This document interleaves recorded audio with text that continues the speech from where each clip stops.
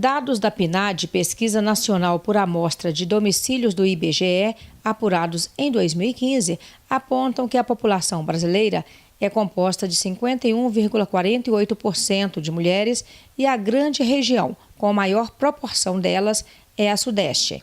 Aqui, as mulheres somam 51,97% da população. E quando falamos em educação, os dados revelam que 90,6% dos homens são alfabetizados. Já as mulheres somam 91,3%. Entre os brasileiros de 18 a 24 anos de idade, 15% dos que frequentam o ensino superior são mulheres, contra 11% de homens. Apesar de alguns números favoráveis, a pauta feminina ainda tem muito que avançar. Nós já vimos que nacionalmente o Brasil teve muita dificuldade em enxergar a mulher no espaço de poder. O melhor exemplo que nós temos é a nossa presidenta da República, Dilma Rousseff, eleita em segundo turno em 2014 com mais de 54 milhões de votos e retirada por um processo no Congresso Nacional, em que não houve crime de responsabilidade que embasasse juridicamente a saída dela da presidência da República. E na época, associada a esse processo que nós chamamos de golpe e eles chamam de impeachment, esse processo foi recheado de ataques à mulher, né? Quem não se lembra do carro plotado, né, com uma imagem da presidenta de pernas abertas, fazendo uma analogia à violência sexual? Quem não se lembra do debate, né, de que a mulher não tem competência para a política, não tem jogo-cintura para a política e não tem competência para a área de administrar? E aí, na sequência, veio uma entrevista com a primeira-dama ilegítima, né, que é a esposa do Temer, dizendo que o modelo de mulher brasileira é aquele boa, recatada e do lar. Portanto, dando a ideia, bela, recatada e do lar, dando a ideia de que a política não é o espaço para as mulheres. Se recolham, voltem para casa enquanto os homens cuidam da política. Nós somos, em todo o país, 8 presidentas estaduais, né? Das CUTs em todo o país, 8 são presididas por mulheres, mas nós não tivemos até o momento nenhuma mulher presidindo a Central Única dos Trabalhadores em âmbito do nosso país. Então é importante também que no campo sindical se faça esse processo de discussão e esse processo de empoderamento das mulheres, né? Porque a mulher ela não pode ficar restrita numa direção sindical a Secretaria de Mulheres. E a Secretaria de Mulheres não pode ser algo acessório, porque a luta contra o patriarcado, a luta contra o machismo, a luta contra a misoginia não é uma luta acessória, é uma luta central, porque está dentro da luta de classes. Então, no dia a dia, quando nós não conseguimos avançar nessas lutas, o que avança é um processo assustador de violência.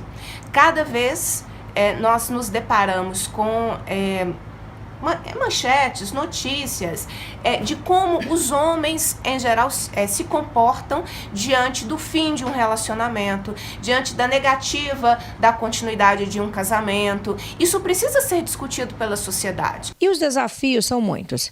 O rendimento médio mensal dos homens em 2015 era de R$ 1.516, enquanto das mulheres era de apenas 943.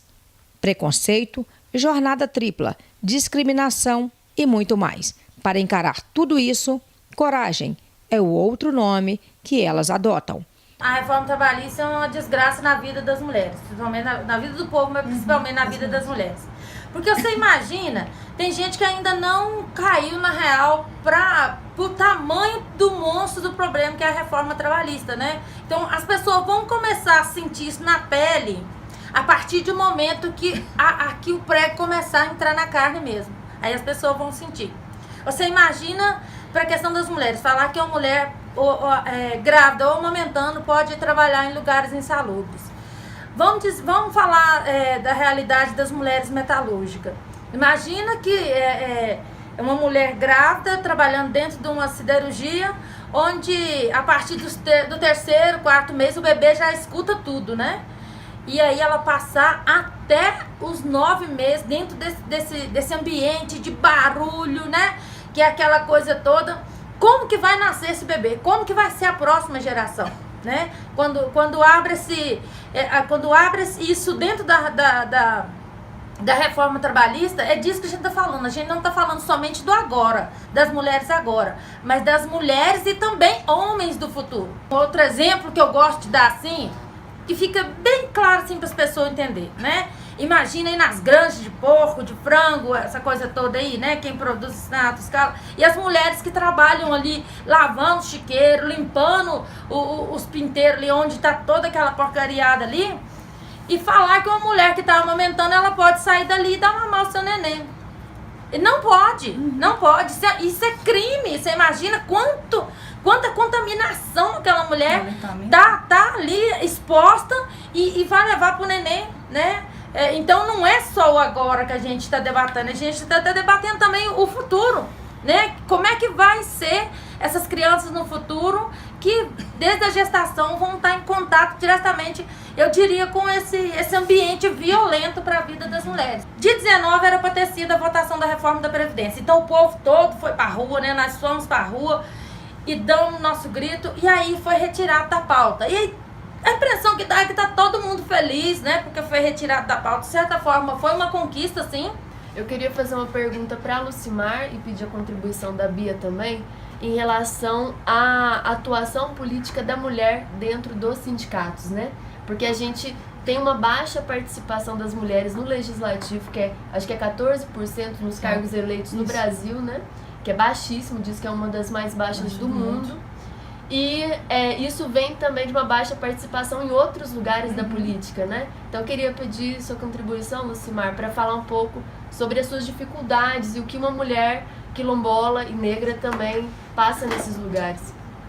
Então, a primeira coisa, que diferente dos outros espaços, não é diferente dos outros espaços. O sindicato também é um quebra-pau dia e noite.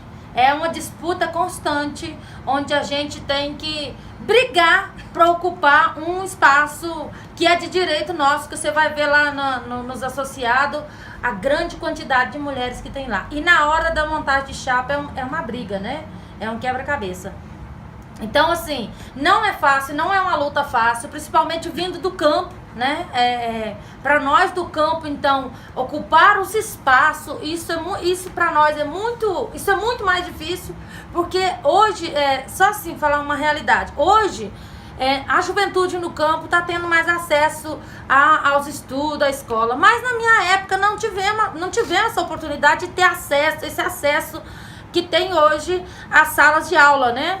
Então, imagina para quem fez até a 4ª série brigar por espaço, né? Então, não é fácil. Também, como a companheira colocou aqui, que não é fácil trabalhar numa rádio. Eu também fiquei numa rádio por 3 anos. Então, quando eu comecei, e aí, assim, eu comecei já quebrando o pau, falando da questão das mulheres, da questão dos negros, da juventude, do povo da roça, do proletariado, assim, enfim, né?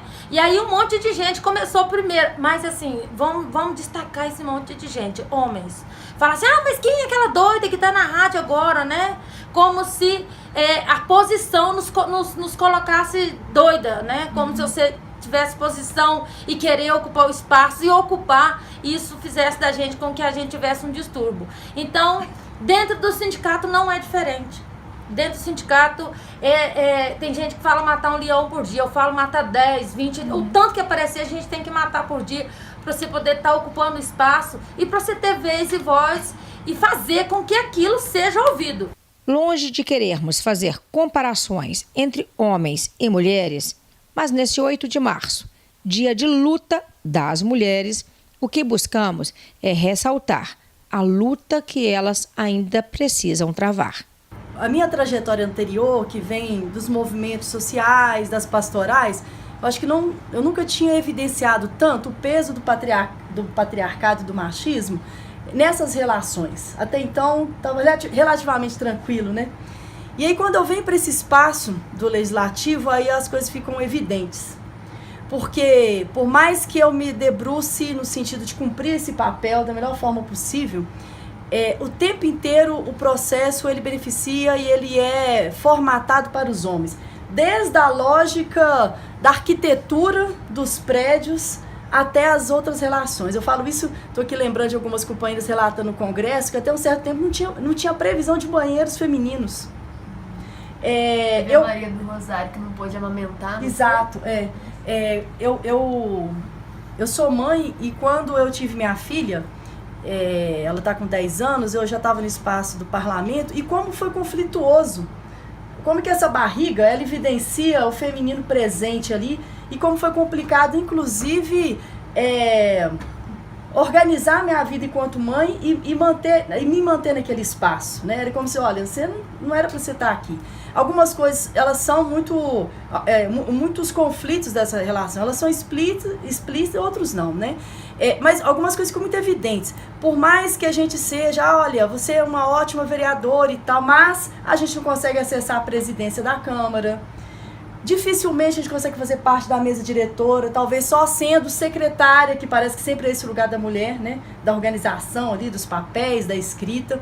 Mas é muito difícil a gente conseguir estar nesses outros lugares. Por mais que a gente se desdobre para cumprir bem o nosso papel, muitas vezes assim, se dedicando mais à leitura, aos estudos, os projetos do que os companheiros, para eles ali está dado, né? Então, essa disputa é muito complicada. Para garantir a nossa fala, o nosso direito de fala, essa fala que tem que ser reconhecida, a gente está se colocando o tempo inteiro nessa posição mesmo de luta e enfrentamento. Não tem nada que vem de graça, né?